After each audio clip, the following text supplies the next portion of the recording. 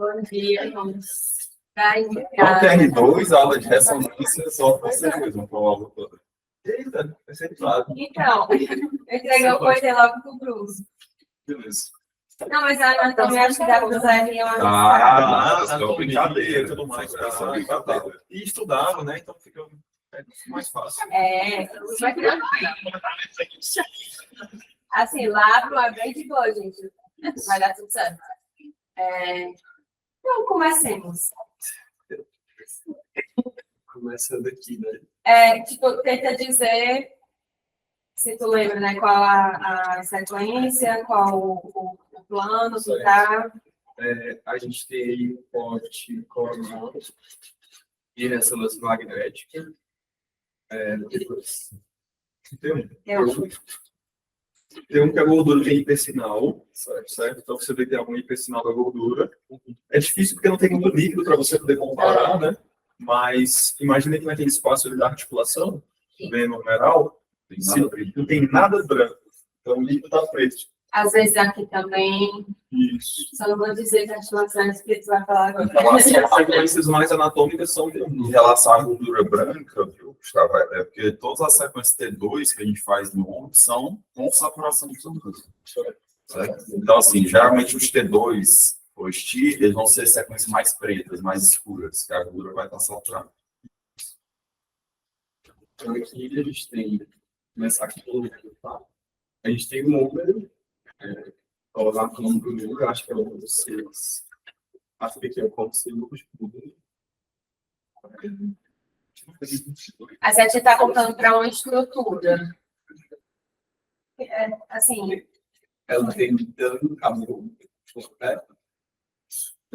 Dano cabelo do isso que você quer. 7. O espírito confortável. Ela falou aqui no 7. Aqui a gente tem a clavícula,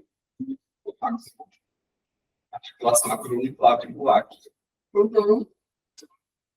Qual aí? Qual é a clavícula? Que é a clavícula, que é a clavícula e... Exatamente. É uma câmara, o trapézio, o músculo supra, a glenoide, número, o deltoide. Aqui está apontando para o trajeto do TCLB, né? O acrômio é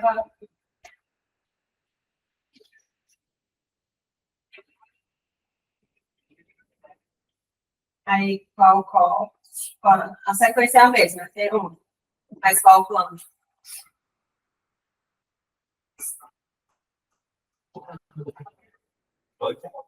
Sagital. Aí aqui a gente tem a clavícula, certo? Bacana. A escápula. Então a gente tem aqui o supraespinhal. O supra está em cima. Infraespinhal, supra também. Não, ó, o supra está em cima. Marcou o supra aí, calcador supra. Deixa eu me localizar aqui na escápula. Acabou aqui. Glenoide.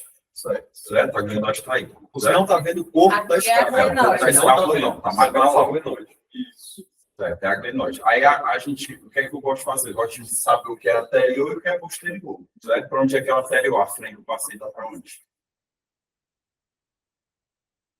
Para cá, né? Um jeito fácil é olhar o processo coracoide. É o processo coracoide. Onde ele aponta para o anterior. Então, a gente tem aí um tendão que está em cima, um tendão que está embaixo do processo coracoide e tem um tendão que está posterior. Quem é quem? Está em cima é mais fácil. É o supra. Certo. Aí um está anterior, embaixo do processo coracoide. Tratando do 3, no caso, né? 3. É o subescapular. Isso. E tem um que está posterior. Que é o... Na verdade, tem 2 posteriores, né? Considerando o número 4 ali, seria... 4 é o supra, já foi o supra foi dito. O 2 seria o... 2 é o osso. O osso, né? Quem é o 6? Quem é o 6? O 6 é o... Infraespinhal. Porque tem posterior, tem dois. Verdade. O infra Mais para cima e mais embaixo tem um redondo menor. O 6 está em cima do redondo menor.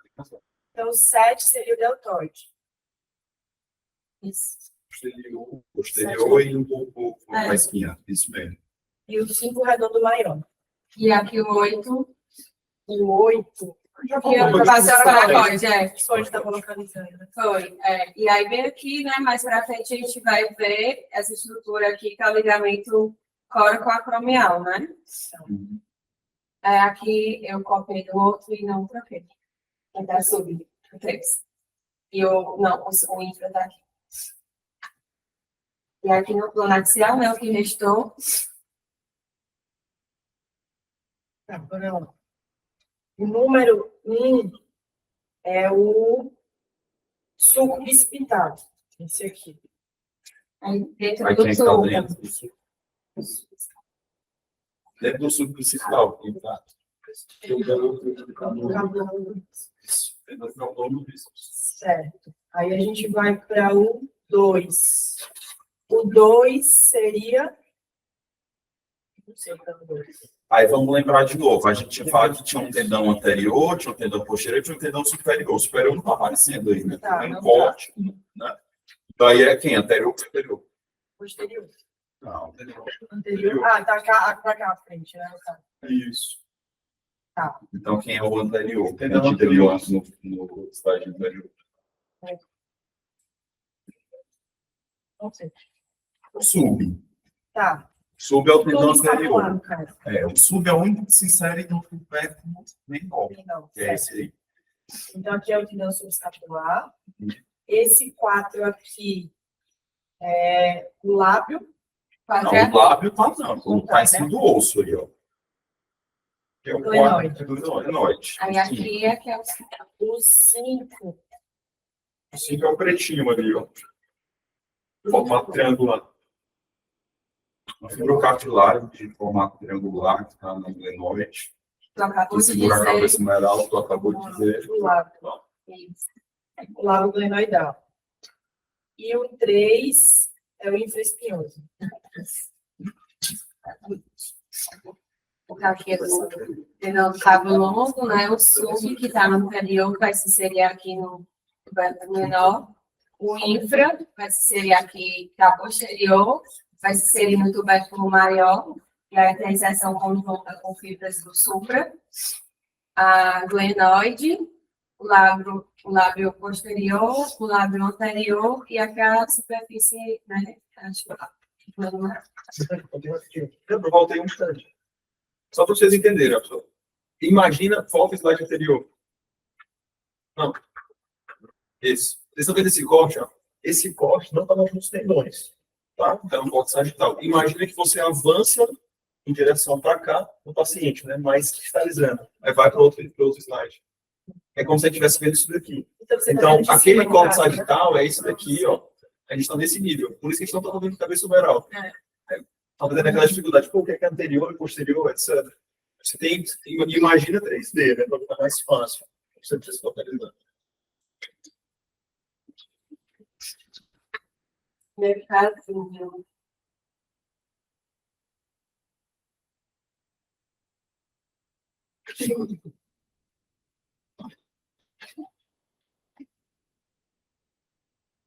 Aqui tem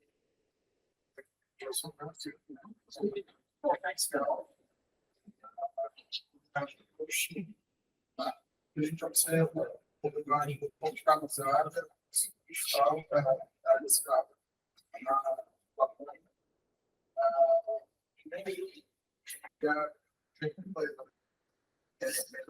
Isso mexeu de velocidade.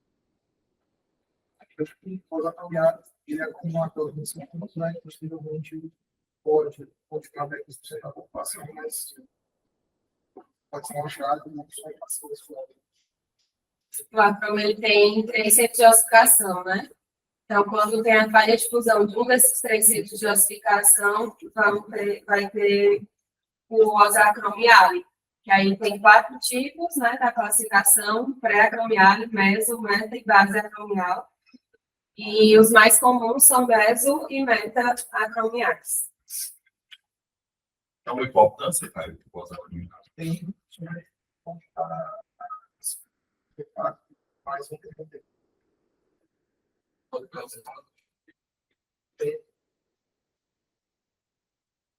Sabe o nome do exame que a gente perdeu? O córtex é lá em cima. Então, E aqui eu botei a imagem desse exame, que mostrando o exame para casa, que aqui a gente consegue ver bem a clavícula e o acrômio com duas oscilações, então é como se fossem 3 articulações, né? Aí chama a atenção, porque alguns exames, eles cortam mais só essa porção do acrômio, então você fica na dúvida, será que aqui é um osso acromiale ou é o finalzinho da clavícula? Aí tem que ir para o coronal, aí no coronal às vezes também não dá para ver tanto, mas nesse caso da exame também, no coronal, dá para você ver uma articulação acromioclavicular quando andava um pouquinho, aparecia como se fosse uma segunda articulação, que aí chama a atenção para o osso acromial, uma variante anatômica. Aí, na rotina do exame de ombro, quando a gente está laudando, a gente começa a primeira frase que o Dr. Cláudio sempre manda a gente colocar, e gosta que a gente coloque, é o tipo do acrômio, se ele tem inclinação, se ele não tem, se tem inclinação para onde é, e depois, na mesma frase, falar dos alinhamentos da acromioclavicular e do alinhamento das pastas ósseas.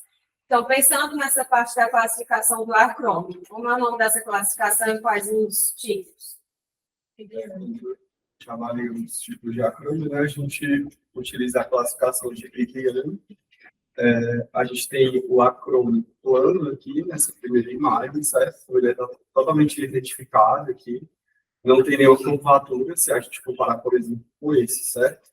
Então, esse aqui seria um Pigliani, né? Como a Paula falou, a gente utiliza a classificação de Pigliani, que seria um Pigliani tipo 1, que é presente em cerca de 12% dos pacientes. Aqui a gente tem um acrômio curvado, que é o mais comum, cerca de 56% dos pacientes têm esse tipo de acrômio, que é o tipo 2.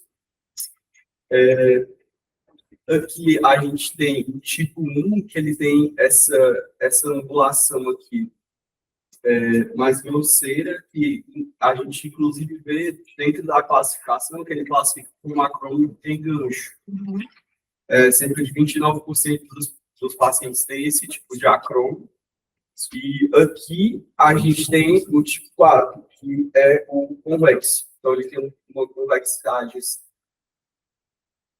mais Isso, o tipo 1 ele é reto, né, plano. O tipo 2 é o curvado. O tipo 3 é o que a gente chama de ganchoso. E o tipo 4 é o invertido, né? Que a curvatura dele, ela é... Só complementando, eu vi que o 3 está mais associado à síndrome do impacto, Exatamente, porque justamente a parte do gancho do 3, ela é anterior. Então, ela está mais associada a impacto aqui no tendão do supra, na bursa, tendão do... E estudando aqui que o 4, ele é mais recente, mas que não tem uma correlação, que às vezes eu costumo associar. Eu vi que era o 3. No 4, você vê que a superfície do intervalo, ele está aumentado, né? Não está diminuindo como aqui, como está fazendo impacto. Então, ele não determina impacto.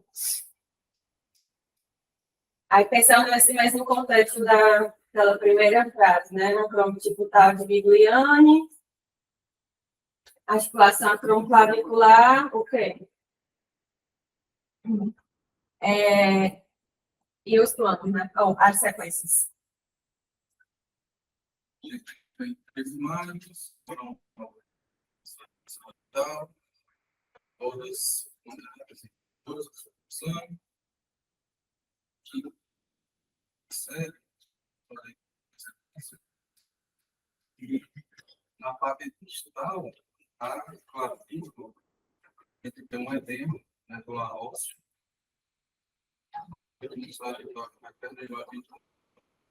certa regularidade.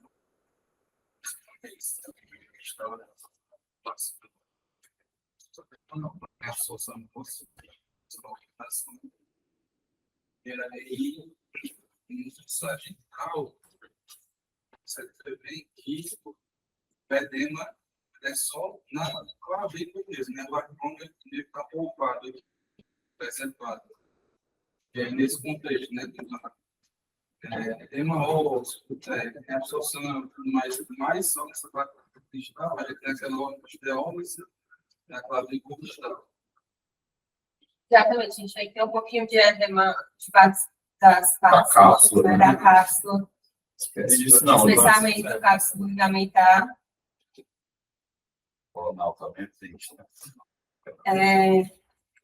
Justamente, né, o osteólise clavicular. Geralmente ocorre em pacientes mais jovens, com a sobrecarga grande, ou então pós-traumática, pacientes que praticam musculação, crossfit, acontece mais isso. Mas também pode estar associado a doenças sistêmicas inflamatórias.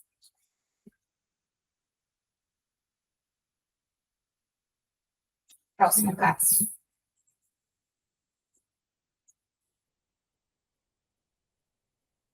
No caso, nós temos três imagens.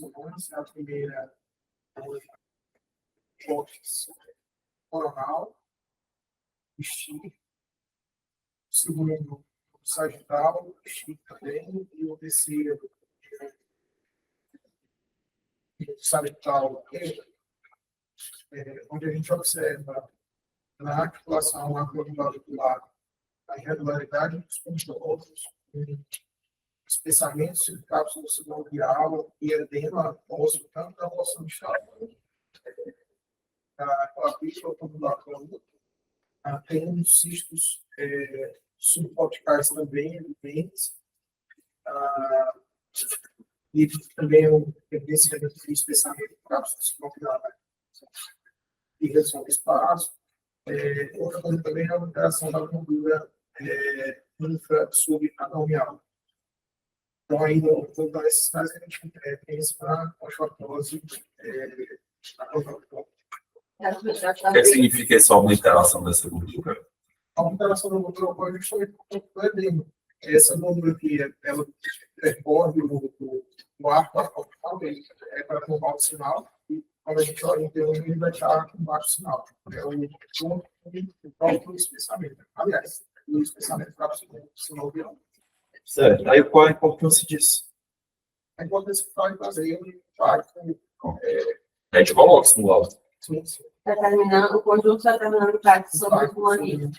Exatamente. Falando um pouco mais do impacto, né?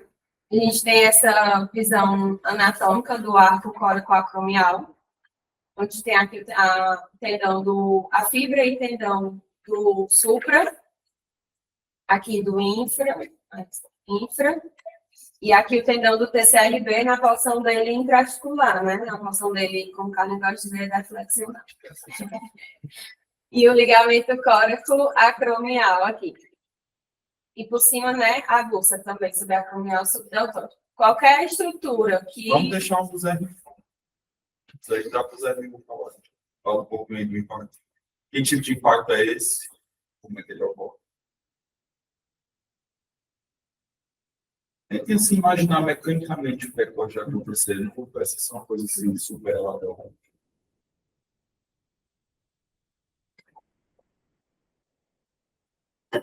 Vocês conseguem entender como essa imagem? Seria um corte de quê? Seria um corte sagital da ressonância. Seria como se fosse aqui.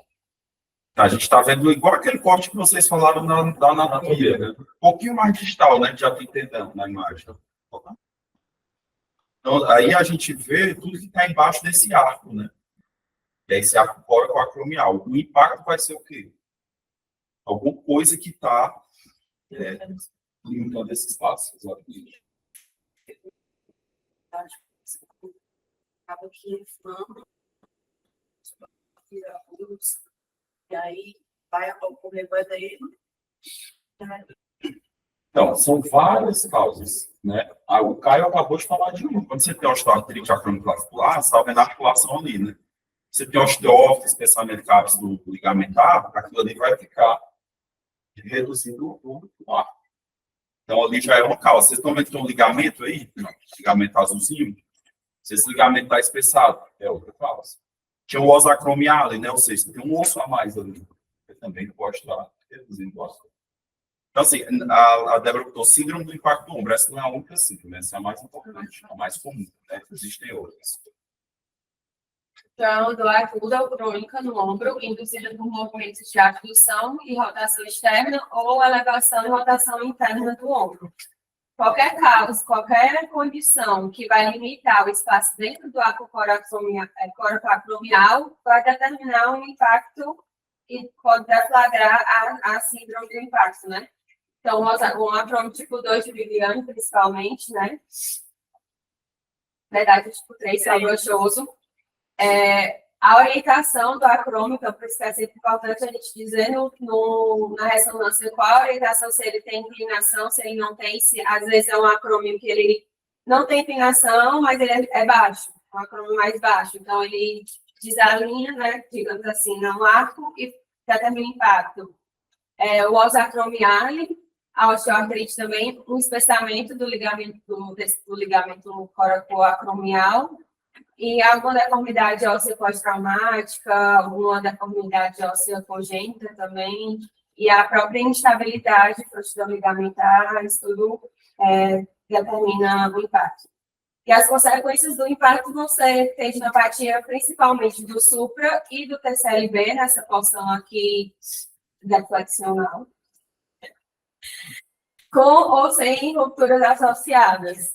A bursite subacromial subdeltoide e cistos ósseos, né, degenerativos ou esclerose, tanto na tuberosidade maior do úmero, onde vão se inserir esses 3 tendões, quanto de trás, quanto da cabeça do úmero também.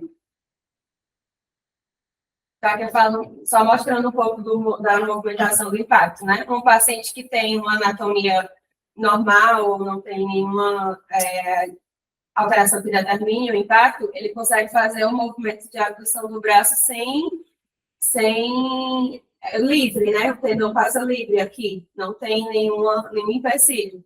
Quando ele tem algum desses fatores que a gente comentou agora, na hora que ele faz o movimento de abdução, o tendão fica pinçando na alteração. E aí, esse pinçamento crônico, ele vai dar as lesões, né? Principalmente as lesões mais crônicas, que são relacionadas às rupturas tendinhas. Pensando nisso, próximo caso.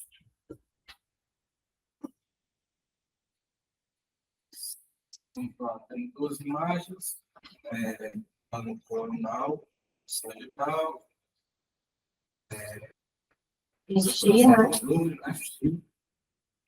e aí, na topografia do supraespinhal, a gente vê que existe um alto sinal aqui, no footprint, né?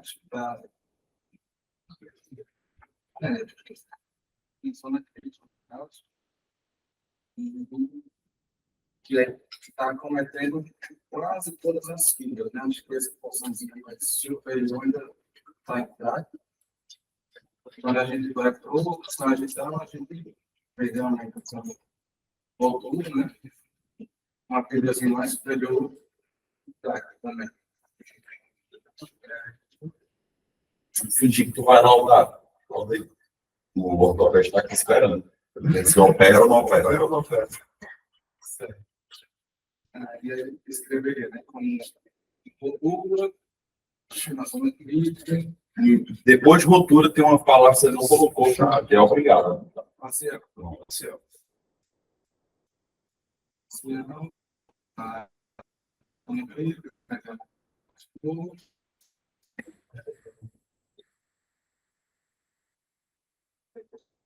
Se é como é mais perdão, que aí eu acho que daria para ser mais. Também. Qual a porção? Isso, são articular, né? Sim. Profundo, articular.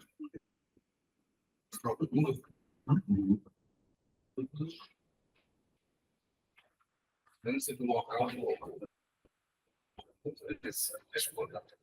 Não. Agora é bom dizer a extensão também. É bom dizer se pega todas as fibras ou não, né? Dizer a extensão.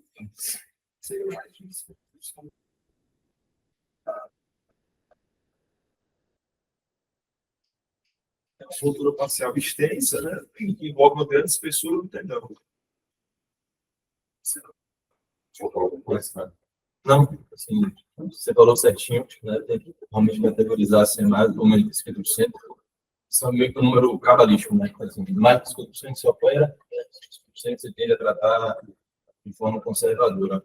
Né? Porque, e falar que é articular. Imagina você falando, não, tem uma ruptura total, mais de 50%, e aí eu vou operar. Quando você vê a imagem, vou ter o artroscópio lá dentro, né? No espaço subacromial, vou olhar para baixo e tendão, vou ver tendão.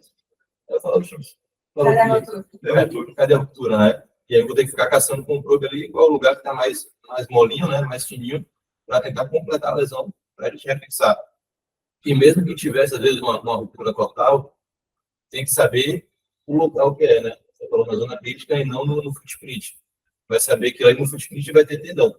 A gente vai ter que comer todo aquele tendão, né? Proentizar o osso ali, até achar o osso mais subcondral para a gente colocar a âncora e o tendão novamente. Então, você nunca usa o tendão remanescente? Nesse caso, não. Né? Quando a ruptura é mais próximo da junção miotendínea, né? Aí você até pode tentar fazer, mas aquele tendão remanescente ele já não é uma boa qualidade. Então, eu prefiro tirar todo aquele tendão que tem inserido ainda no osso, né? E aí recolocar o osso. Esse caso foi o caso gentilmente cedido pelo Dr. Cláudio, dos nossos arquivos do MSK. E no caso é uma lesão em pasta. É porque a parte do corte que chega mais assim no footprint não estava muito boa. Mas é uma pasta. Pareceu. Na imagem não apareceu, mas é uma pasta. Está lá no arquivo, pasta. Confesso que eu acho inteiramente. Eu achando que talvez fosse refletir também para. Enfim. Mas aqui, Tem ó. mais costas. É uma lesão justamente articular, né? Ruptura da superfície articular, com acometimento mais de 50% das fibras. O que vai diferenciar ali é se vai para o footprint ou não vai. Né? Então, se pega ali o footprint, pega um pedaço do footprint, a força proximal do footprint, não é um pasto, né? É uma porção parcial do tendão nessa porção proximal da inserção. Realmente aí na volta do nível mais, nesse caso, realmente aí parece uma lesão de zona crítica mesmo, né? Uma lesão parcial que na prática, assim, do ponto de vista de imagem, é a mesma imagem, né? Assim, apenas que do pasto você vai atingir justamente, vai dar para ver essa extensão, como a Débora disse. Talvez eu tenha escolhido as imagens melhores, ou talvez eu tenha salvo errado. O fato é que, se você chega mais no footprint, mostra ele melhor o footprint, essa zona aí de inserção, essa concavidade, digamos assim. Né? Então, se a ruptura é aí, desse mesmo jeito, profundo, mas é aí, então isso é um pasto. Né? Se a lesão é da zona crítica, a lesão parcial, articular, da zona crítica. A diferença é o local e muda o tratamento, né? Como falaste? Muda o tratamento. Então, pronto. Só para a imagem. Mas ela se estende aqui. É só entender que a ruptura vai para frente, né? Depois eu explico. Próximo caso.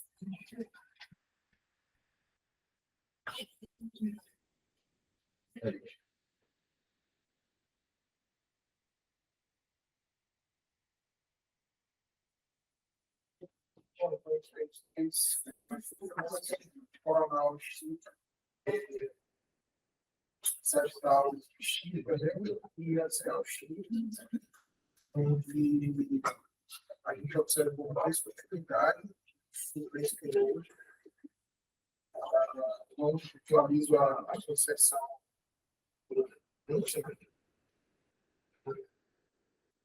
Laudem. É uma ruptura completa das fibras médias para anteriores, o superficial, um pouco distando Tá sentindo, né? e acometendo menos de 50% da espessura total do telhado. Não, Caio, isso aí você não pode falar, não. Se ela é completa, ela está cometendo toda a espessura. Você pode falar da extensão dela, sim. Mas assim, ó, quando você fala que ela é completa, é bom dizer logo assim, pega todas as fibras ou não. Tá. Pega ou não pega? Não. Não pega. Pega só. E aquele espaço mais branco ali, que inclusive com axial dá para ver, talvez até melhor. É fibras médias, né? Então é importante você falar isso, né? Mas não falar que não tá. É menos 50%. Espessura. Ei, cara, essa é uma coisa importante. Esse cara tem alguns fibras posteriores, quando eles estão aí, certo? Não é que, em geral, a gente descreve uma lesão transfixante ou completo, mas postura transfixante, usa-se muito esse termo, certo? Sim. Quando você não pega todas as fibras, não. Você rompeu completo aqui, as fibras anteriores, mas as fibras posteriores, como meio do caso, não tem ainda alguma fibra posterior mais. Como é que vocês entendem isso? Como é que eu, ao longo do tempo, tenho que ir junto, querendo falar a mesma língua novamente? Isso é uma ruptura completa.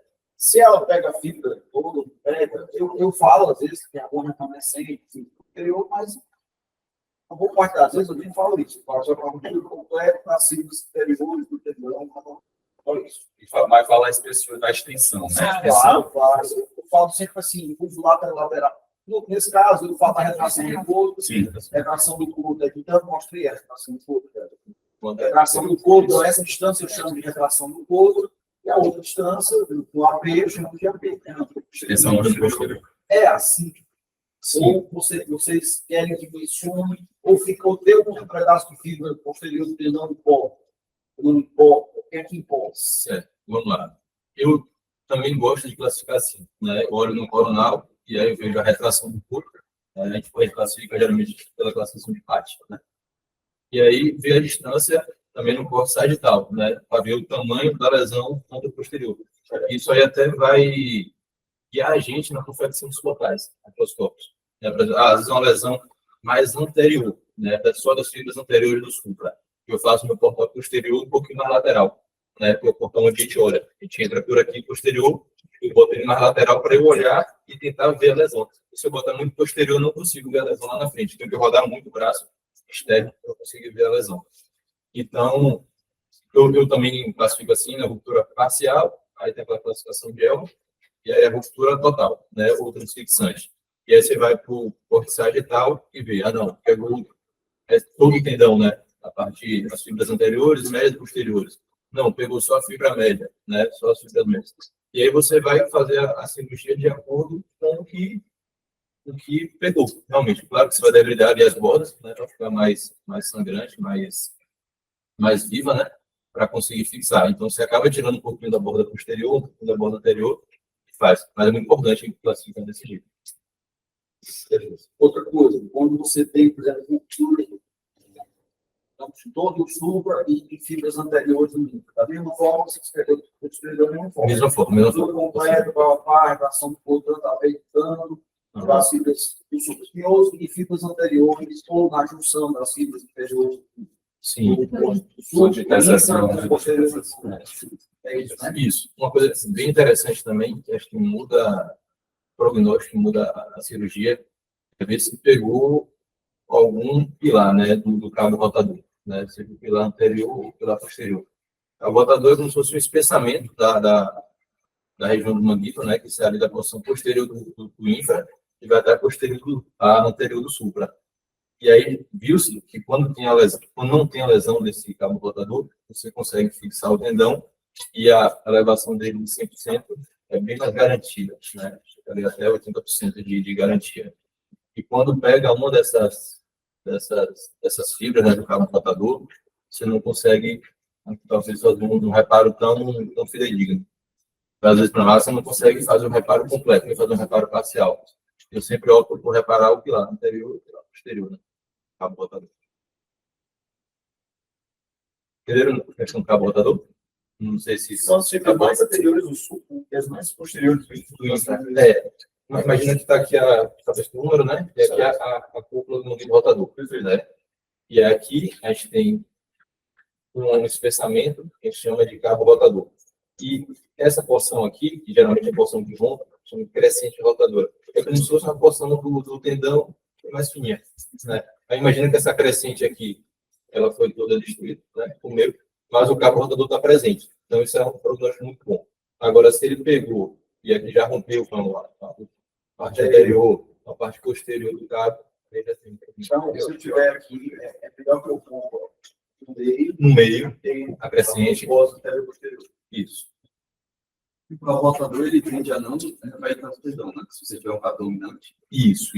segura mais. Aí já facilita para vocês, né? Puxar o tendão e fixar isso. Isso. Ele com uma porção mais de força, né? É como se fosse. Sabe aquelas pontes suspensas? Pontes São Francisco? Tem aquele, Sim, aqueles sim. cabos. Exatamente. Ele funciona como Sim. Tipo, estabilizador. As alturas do sopro no footprint, né, eles são classificados como intrasubstancial, né, quando denominações intrasubstanciais, a LICID. A parte da reversa, quando ele rompe no footprint a superfície bursal. A pasta, quando rompe a superfície articular. A ruptura completa, quando rompe tudo. E a completa com retração, quando tem a retração do corpo, como no nosso caso, né? Próximo caso.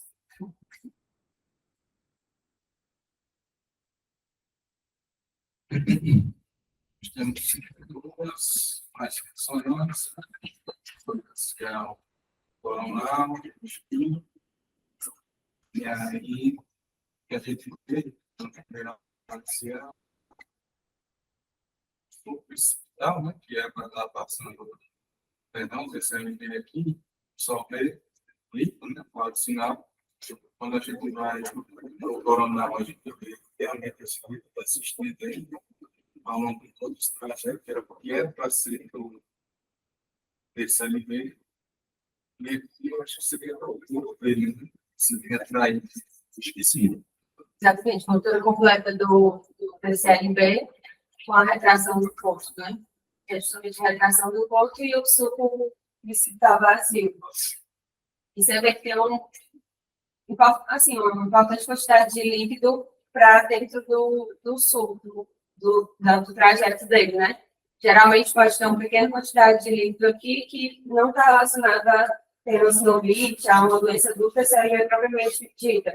Pode ser só uma extensão de líquido da articulação. Esse é o caso. Já também, da pergunta anterior, o lábio da âncora superior destacado, ele da âncora occipital, na outra imagem. Aqui, né? Ele está até destacado, né? Provavelmente tem um mecanismo que funcionou no TCLB.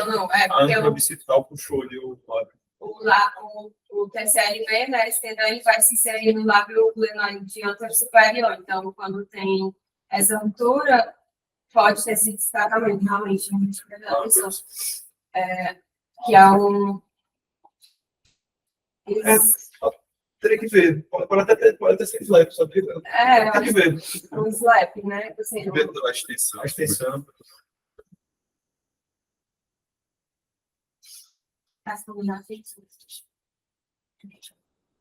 Imagem, né? Imagem, só uma imagem. Só uma imagem. Não, mas depois que disser, tem outra que vai ter novidade.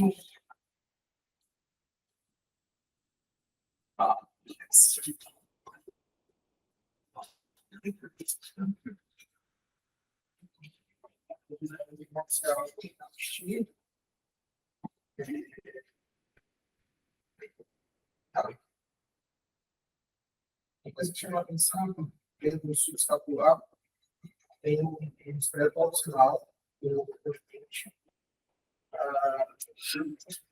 O que tem também é que o ligamento transverso, não se caracterizar de 100%, tem muito menos do PCLB. Aqui, provavelmente seja que você está subbuchado anteriormente. É isso mesmo. a subluxação do TCLB. Mas não é a subluxação anterior, né? Ele subluxa medial. No ligamento, cara, eu acho que, na verdade, você não está vendo a exceção do tubérculo menor. A do tubérculo maior você vê, né? A do tubérculo menor, ele tá frouxo ali, né? Parece que rompeu mesmo. Até meiozinho, né? Acompanhando ali. Isso, então ele está acompanhando, dissecando, né? E aí, para cima do... E aí, vendo ele um pouco mais, um essa corte um pouco mais é baixo. ruim, né? Vendo ele corte um pouco mais baixo, né? Dá para ver que o tendão está mais luxado. Não. Dá sem acesso, não pode, né? Hã? Dificulta. Não, pode não. Tá certo. É que eu botei essa daqui, eu não vou botar, eu botei depois, aí dá muito trabalho. Aí, próximo caso.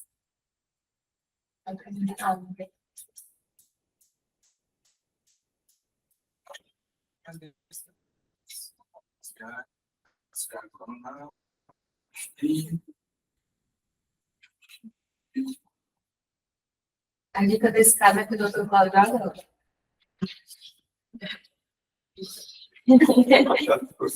Disse que o doutor Cláudio adora.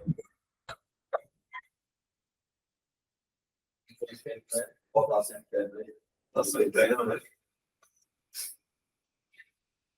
Isso aí, o técnico faz, você não vê o subescapular, né? Nem tem a vaca tussa, né? É maior dificuldade. As técnicas adoram fazer isso, né? Todo mundo tá aí. Então, fazer isso, fazer uma relação interna, né? E virar a cabeça do como tá. Chega para trás, né? Você tem que fazer ao contrário, né? Para esticar o subescapular. E aqui ia ficar mais articulado, a glenoide ia ficar mais articulada aqui, né? Eu vou falar isso aqui, né? Pelo adiantar, ainda tem muita coisa. Aqui é a expansão aponeurótica do tendão do supraespinhal. Pois é só essa preubinha meio aqui, assim, ó. Aí no coronal você vê ele aqui em cima passando. Eles são vários contrapontos, né? Para vocês não se confundirem isso com o surto parcial do cabo, né? Às vezes fica bem juntinho do cabo longo, né? A gente não sabe se é uma ruptura ou não. Isso é a aponeurose do supra, que ela, em vez de parar quando o tendão acaba, no fute, ela continua por cima do cabo O cabo longo, é. Então, E aí às ela se vezes, insere lá no confunde a gente. peitoral. Aí pode confundir com uma ruptura facial do cabo longo. E aí tem essa classificação aqui para falar só do tamanho da aponeurose. A mais comum é a tipo 1, quando ela é mais fina e plana. Mas a que mais confunde com a ruptura é a tipo 2A. Eu acho que essa classificação... Sabia não, essa classificação. A madrugada tá aí para a gente sair pesquisando as coisas. Fazer o quê?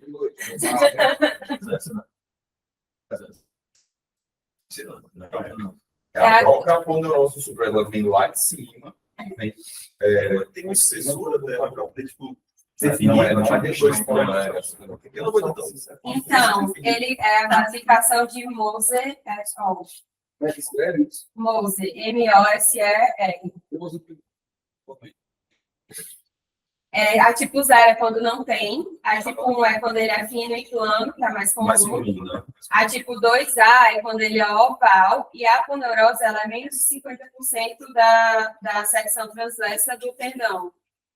E a tipo 2B é quando ela é oval, mas ela é mais de 50% da secção transversa. Então, A aparição da ruptura é bem rapidinho. Bem assim, esses dois efeitos. Não tem uma. Exatamente, Então, não é esses dois medida, a confundem mais. referência é baseada na espessura do O TCLB. TCLB.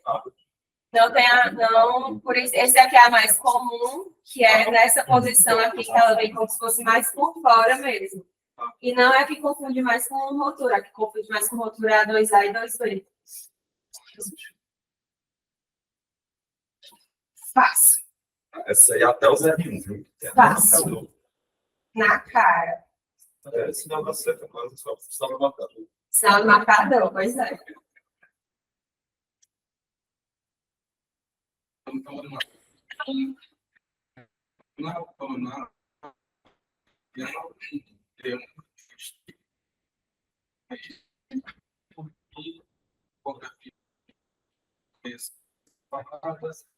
Assinamos também não de canta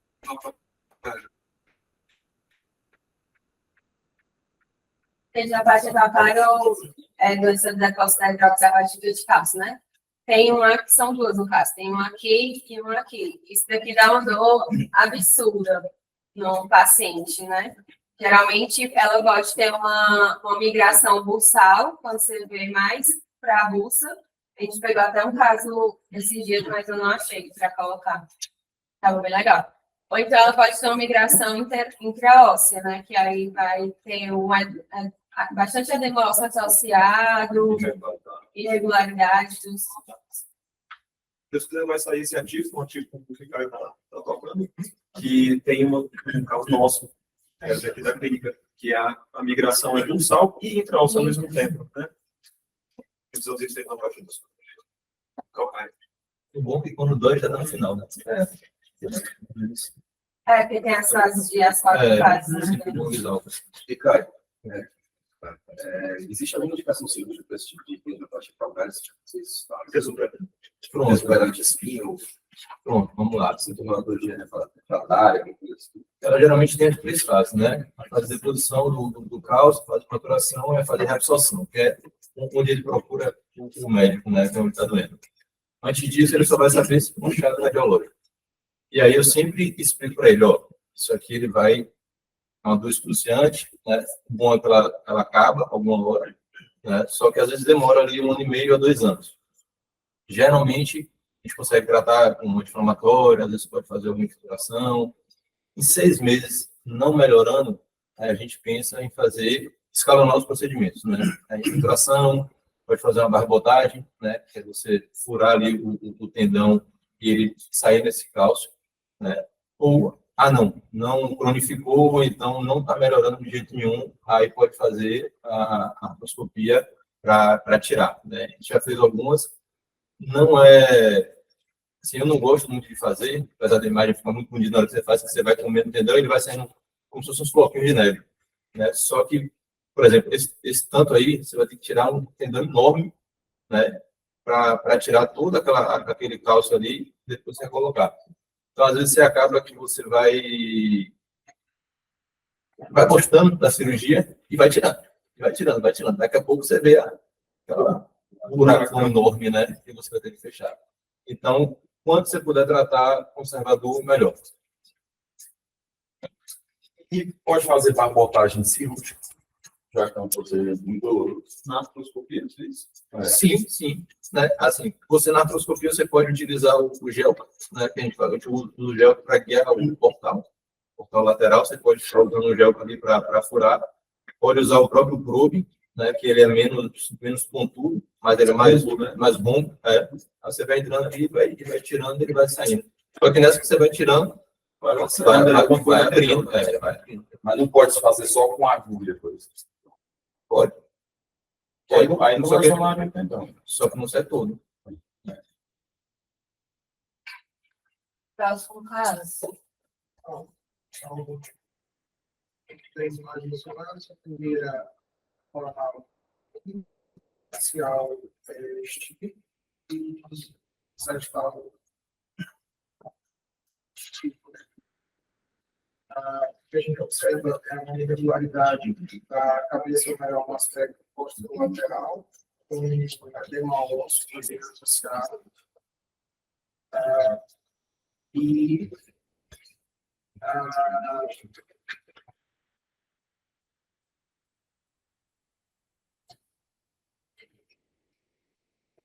tem uma irregularidade do súpra,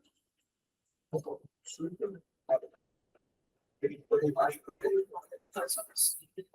mas bem.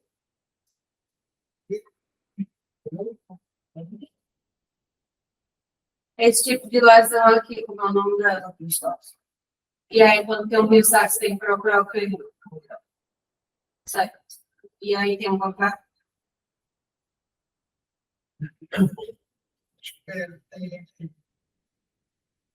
Exatamente. Tem um bancar ósseo e aqui já é uma âncora, né? Já foi. Não pode adiantar da hora. Mãezinha, tô Isso mãezinha. aí é importante. Do Raquel. Dizer que o bancar era ósseo. Né? Exatamente, é um bancar ósseo. E aqui a gente vê no lado da glenoide a irregularidade na glenoide, a irregularidade do lado, né? É um rissax com o bancar. Cadê o lábio? Caiu. Acho que não, hein? O lábio foi tirado, foi feita cirurgia. Aqui é uma âncora. Sai de cada programa. Aí o bancar ele tem dois tipos, né? O bancar é cartilaginoso, quando pega só o lábio com a ruptura do periósteo também. E o bancar ósseo, quando ele pega a parte óssea também, com a ruptura do periósteo. Essas lesões estão localizadas mais ou menos em que horas, assim, da glenoide? Então, antero superior, antero inferior, próximo, superior, 3 a 6 horas. de 3 a 6 horas. Quando é de 6 a 9 horas, é o bancar reverso, né? Que é do lado posterior. Posterior. Aí temos o famoso glenoid tract. Eu falo para agora adiantar. Não. Menina, posso fora, puxa. Então, esse glenoid tract é o seguinte. A cartada glenoide se articula com a cabeça neural em cerca de aproximadamente 83% dessa superfície dificultada. Isso.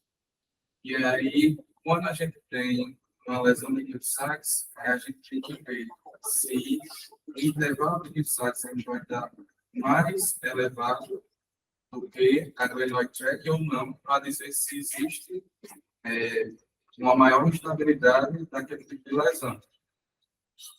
E aí a gente tem como fazer as medidas, né, para avaliar e tudo mais, se está ou não meio que dentro desse trilho, né, desse caminho que chama. Exatamente. Esse é o caminho que faz a glenoide na cabeça humeral do movimento de abdução com rotação externa, né? Então, em repouso, a glenoide está articulada aqui. Quando ele está na metade da abdução com rotação, ela está mais ou menos nessa posição. E na completa, ela está aqui mais na parte superior da cabeça humeral. Se eu tenho uma lesão de Hill-Sachs, eu tenho que avaliar onde está o intervalo de Hill-Sachs relacionado a esse track da glenoide. E quando eu tenho uma lesão de Hill-Sachs com o bancar, eu vou ter que avaliar contando com a retirada da perda óssea, né? Então, aqui seria como se fosse a representação do track da glenoide com o bancar. E aí, esse bancar, ele está dentro do track. Ele não ultrapassa. Então, seria o Hill-Sachs, desculpa. Está dentro do track. Aqui tem um bancar, né? Então, foi diminuído o track pela perda óssea, mas ele ainda está dentro. Aqui já está fora, né? A gente vê o Hill-Sachs está passando do track da glenoide. E aqui também, pode dizer. E aí, para calcular, né? Como é que a gente faz para calcular esse track? A gente pega a glenoide, ela tem um formato dacriforme, então um formato de lágrima. Só que a parte inferior dela, ela é meio que simétrico, mais arredondado. Então, quando a gente tem uma lesão de bancar, a gente vai pegar que ela é antero-inferior.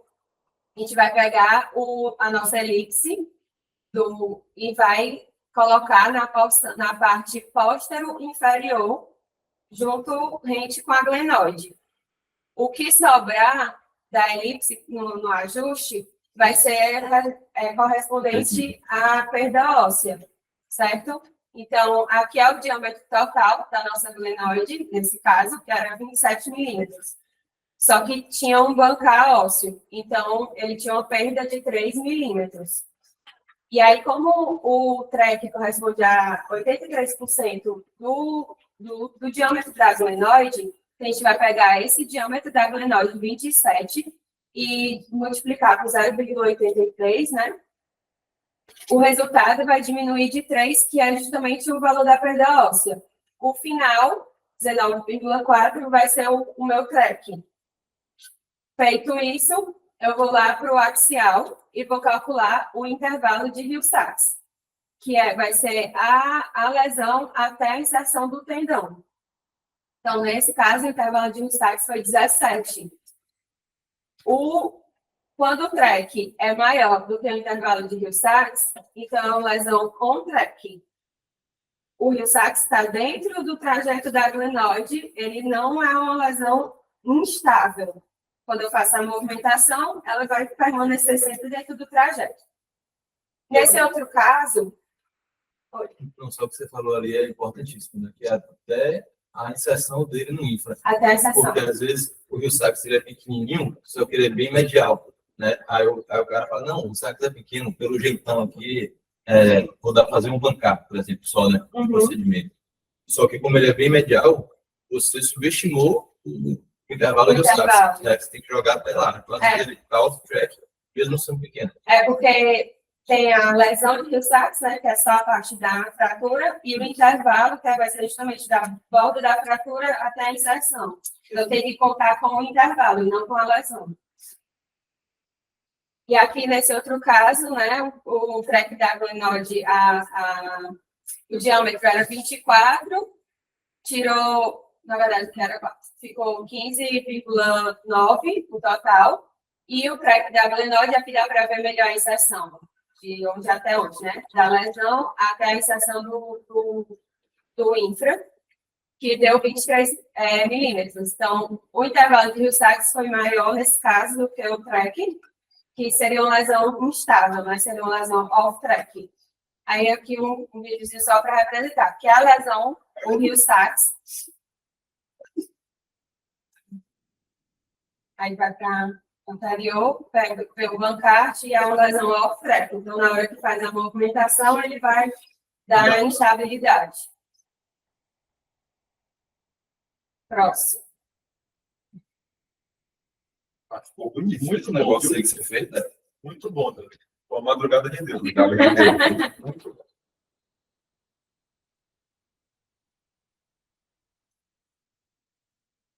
A gente tem ressonância parcial, no estudo.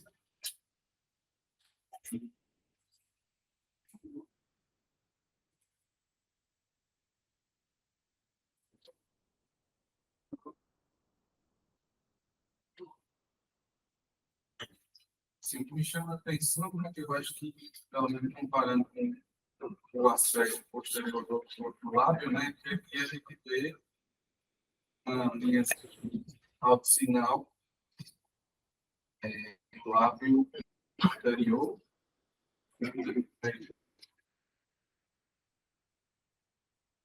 E mais um local. É completa, não é completa? Pega Nesse caso o aqui, eu acho osso. que não é completa. Eu talvez um pouquinho, né? Que acho que o período está intacto, está totalmente rompido também. Então, a lesão labral que pega o lábio e o periósteo está intacto. Qual é o nome dela? E em continuidade com a lesão. Exatamente. Lesão de Pérez, né? É uma variante do bancar, só que o bancar vai ter o periósteo destacado e o Pérez não. O periósteo vai estar intacto. Só que ele vai estar intacto, mas ele vai estar levantado, né? Vai ter um levantamento do periósteo. Esse não vai estar rompido. Esse outro caso, eu não achei não muito boa, não, que não fosse repetida. A gente tem uma reação X, onde a gente observa aqui exatamente o lado, os metimentos também do periósteo. Isso vai no anterior. Anterior, né? A gente não sabe se está superior ou inferior. Lado anterior. Seria, pode ver que seja o slap. Não. Aqui na lesão anterior labral periosteal avulso, vai ter uma avulsão do lábio. Então, o periósteo ele vai estar intacto. Ele não vai estar rompido. só que ele vai estar levantado. Diferente da PEX, o lábio estava, na topografia, estava só destacadinho, na alça, o lábio vai estar abducionado. Ele vai estar desviado, aqui ele está desviado medialmente. Você vê que ele perde essa morfologia triangularzinha que a gente via. Isso aí já parece Aqui, ó. uma alça crônica. Você vê que você não consegue mais diferenciar o que é lábio, o que é periósteo, parece que está tudo fibrosado. Tem os Parece que é uma pensamentos, coisa aqui é só, tudo um uma bloco, coisa só, né? exatamente. Isso aí, né? É importante falar isso, cara. Demais, demais. Isso aí, quando você entra na artroscopia, achando que vai fazer um bancar, você vai procurar o lábio e não vai achar, né? Então você vai ter que descolar, ir mais para medial, e aí você vai achar o lábio lá medial. Se não for crônico, você consegue puxar ele tranquilo. Se for crônico, cara, você tem que assim, descolar ele todo ali e desidrar para tentar Bem mais trabalho, né? Não, trabalho não. Próximo.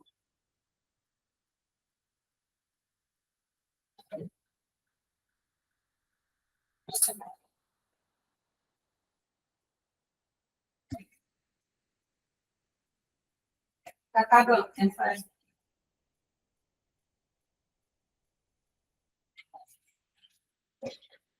Eu vou falar. Não vou falar.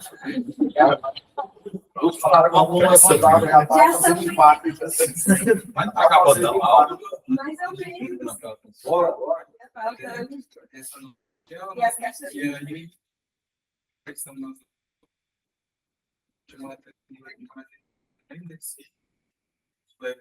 anterior, o lado anterior, né? Foi.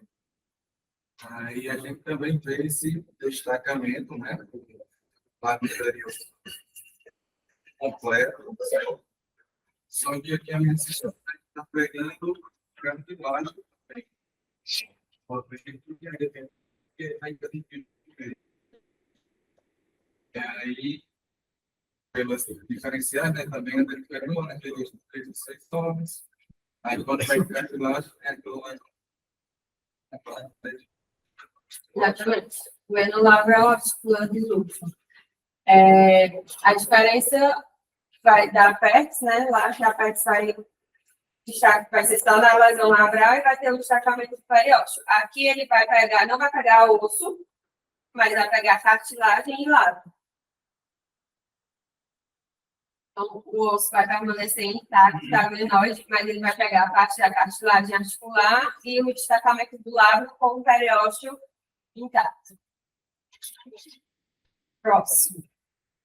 No fim, bora. Certo. Vai, cara, agora esse dedinho aí, parcialmente. Já foi. Mas dá um pouquinho aí do Bora, bora.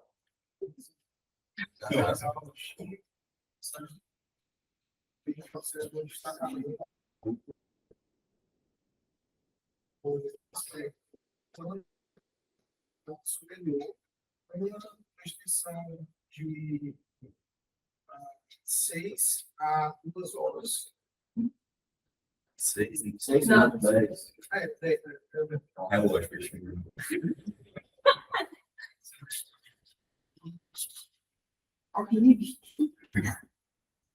Isso aqui, essa é a apresentação. Leva o quê?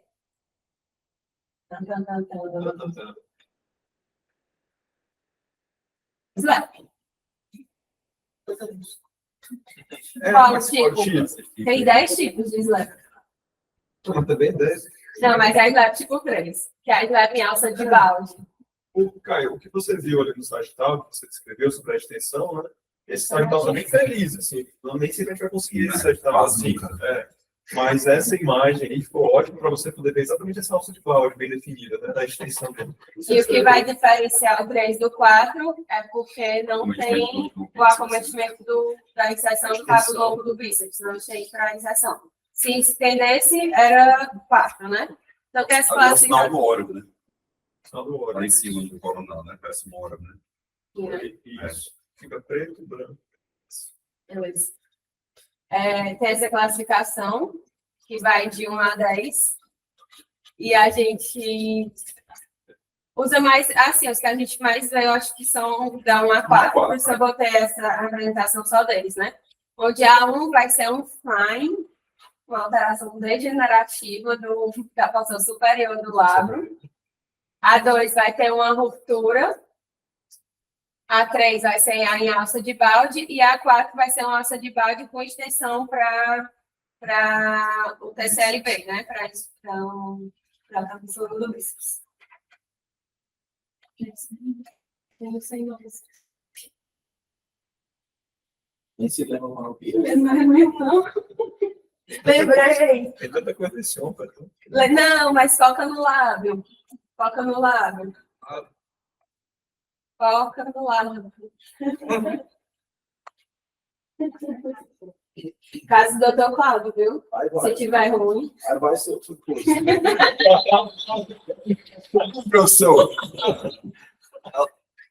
é isso aí. Não pode só botar a imagem, mas se disser pro povo, não. Aí tá errado. Na verdade, O cara tá 10 anos atrás lá do negócio. não, na verdade, esse caso eu peguei contigo. Esse ano foi tu que mandou eu salvar. Calma, Lucas, eu vou botar na aula de ontem. Bora. Tem uma vontade aqui. Bora. Bom, vamos lá, aqui a gente tem fotos sociais, né? E no aspecto anterior, lábio, assim, comparativamente com o posterior, aqui eu estou vendo bem definido. Eu, na verdade, eu acho que também tem variação, né?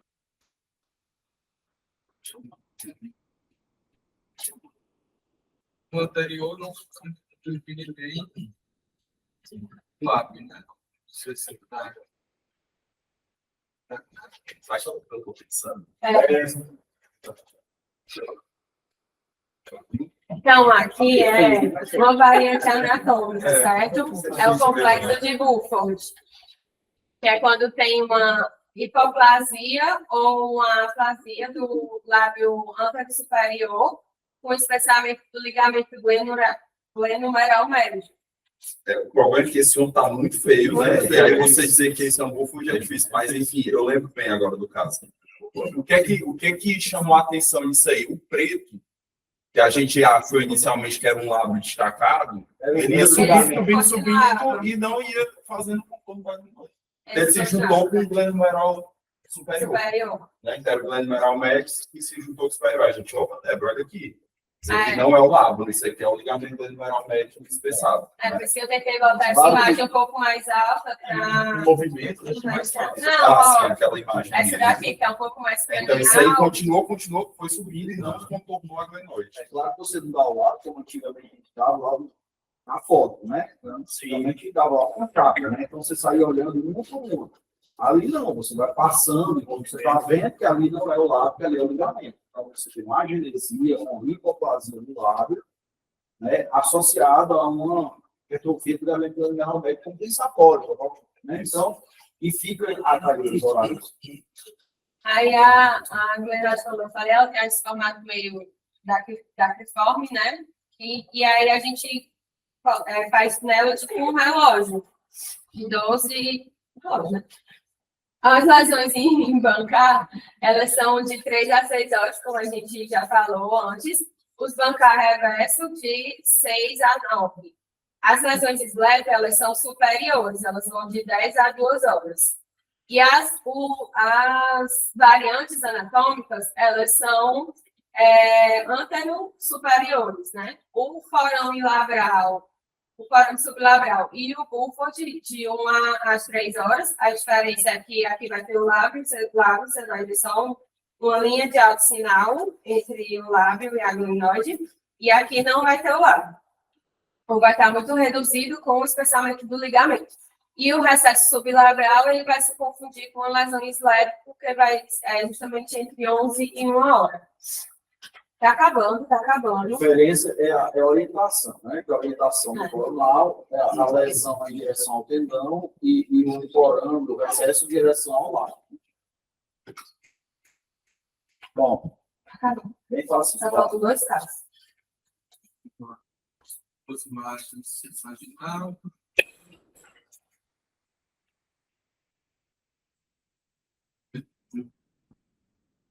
Pode dar mais um aspecto.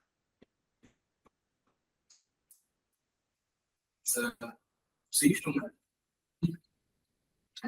Considerado nossa tamanho. E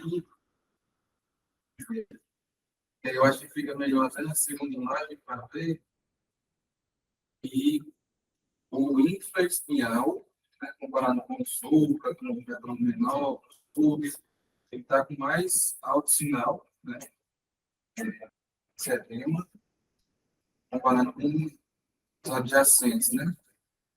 E aí, uma causa que poderia ser uma denervação, e aí o infra também consulta supraescapular. Onde é que está o cisto? Para determinar a compressão do nervo escapular, esse cisto ele Tem que estar no tem que estar local no local. específico.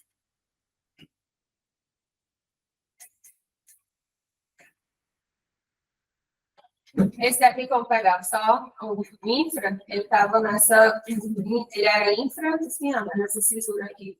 Cisura espinoglenoide.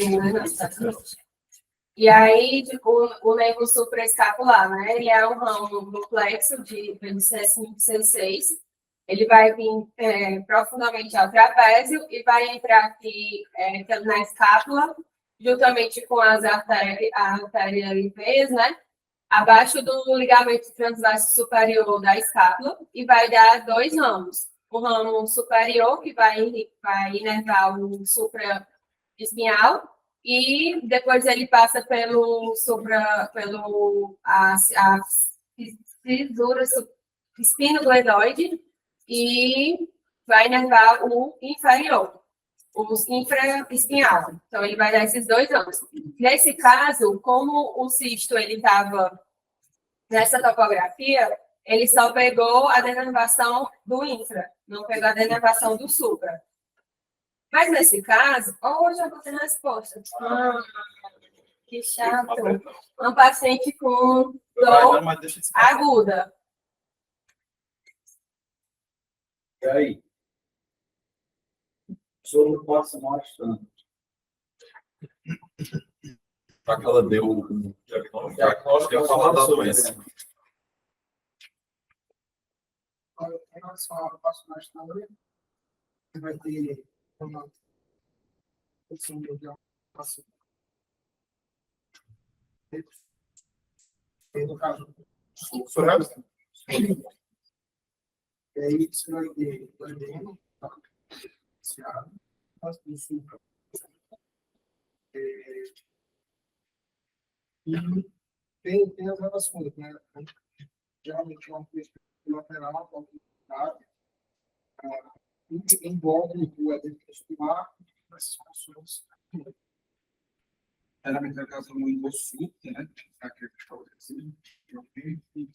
E a relação também com as classes. É a causa agora. Vacinação, após vacinação, é isso. Também. A causa ainda é incerta, né? Mas está mais relacionada após vacinação e pós-compressão cervical. Aí no pós-operatório de descompressão cervical pode estar relacionado também a denervação do trapézio, né? Só lembrando que passa O quadrado bastante. menor e do É uma neurite idiopática do plexo braquial. Braquial. Então, Esse é o mais comum. esse é o mais comum, É mais mas comum. pode ser, enfim, qualquer outro tempo do plexo braquial. E aí você, no longo prazo, você tem atrofia, né? E aí, esse caso já tem atrofia. Aí eu botei o T1 e o T2 também para ver que não é só edema, né? No T1 a gente vê que tem a atrofia. E aí, falando da atrofia, Vamos falar de. vamos falar da classificação, que é a última frase assim, do nosso laudo. A gente já percorreu tudo. Agora a atrofia.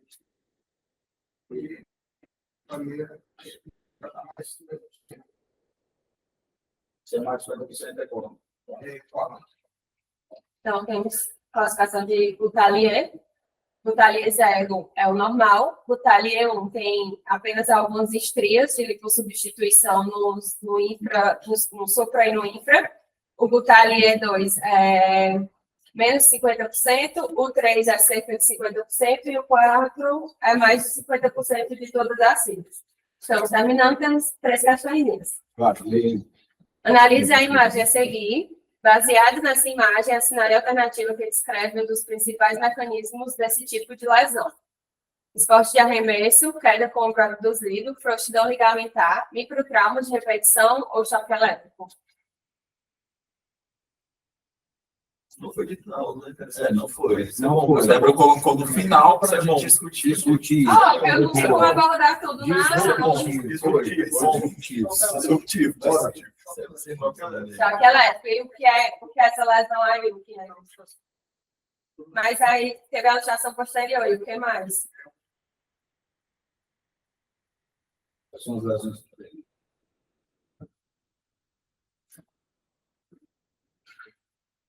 É o Rio Sacos reverso e o Bancar reverso. Justamente pela luxação posterior. Está mais relacionada a choque elétrico e convulsões, né? Considere essa paciente de 25 anos de idade, praticante de crossfit, desenvolve dor na região da articulação troncoclavicular, de acordo com a imagem. Tem até a sinal para você. Em relação a esse diagnóstico e de acordo com a imagem apresentada, é correto afirmar. Essa lesão é caracterizada por reabsorção da porção mais lateral do acrômio. As partes moles periarticulares encontram-se preservadas nessa patologia. A ultrassonografia é o método de imagem mais indicado para avaliação inicial, sendo a RM restrita a casos específicos. A etiologia está relacionada tanto a doenças sistêmicas como a lesões traumáticas. A lesão é autolimitada e, em todos os casos, a regeneração completa da reabsorção óssea.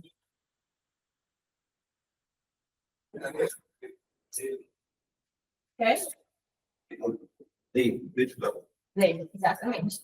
Não é o do acrômio, né? Da clavícula. As partes moles geralmente estão sem acometidas na osteólise, né? Da clavícula. A RM é o melhor método para avaliar. E a regeneração completa, né? Sempre na história da vida nunca vai ser uma resposta. Então, não é. E a última, o lábio glenoidal é uma estrutura triangular formada por tecido fibrocartilaginoso, funcionando como um dos mecanismos, dos principais estabilizadores passivos da articulação glenohumeral. Sobre as variações anatômicas e lesões do lábio glenoidal, é correto afirmar. A maioria das variações anatômicas que simulam lesão labral localizam-se nas porções superior e posterior superior, sendo o recesso e o forame sublabral localizado no lábio superior, a principal delas e a mais confundida com lesão. O sulco sublabral também corresponde a uma variação anatômica do lábio glenoidal, sendo localizado mais posteriormente na porção posterior superior da glenoide e bem mais avaliado no plano axial da RM. A lesão do lábio glenoidal anterior relacionada à luxação glenohumeral, conhecida como lesão de Bankart, corresponde a uma lesão do lábio associada ou não à fratura da glenoide. Na região posterior superior, em alguns pacientes, pode-se observar a ausência do lábio associado a um ligamento glenohumeral superior, espessado e arredondado, denominado complexo de Buford. Existem alguns casos secundários que não interferem na identificação da lesão labral, como cistos perilabrais, que são mais frequentes de um classificações superior e superior do lábio glenoidal.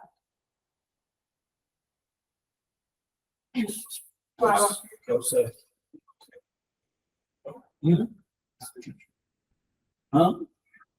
C.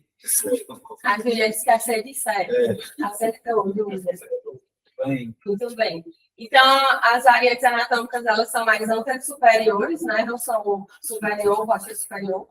O sulco labral, ele está mais anterior e ele é melhor avaliado no plano coronal. O complexo de Buford é na região anterosuperior e está relacionado ao espessamento do ligamento glenohumeral médio. E Se tem um cisto aí perilateral, procura uma lesão que provavelmente vai estar associada, né? Então, não interfere. Boa, essa questão, muito boa. Né? Sou CBR, bebê. Boa. Obrigada.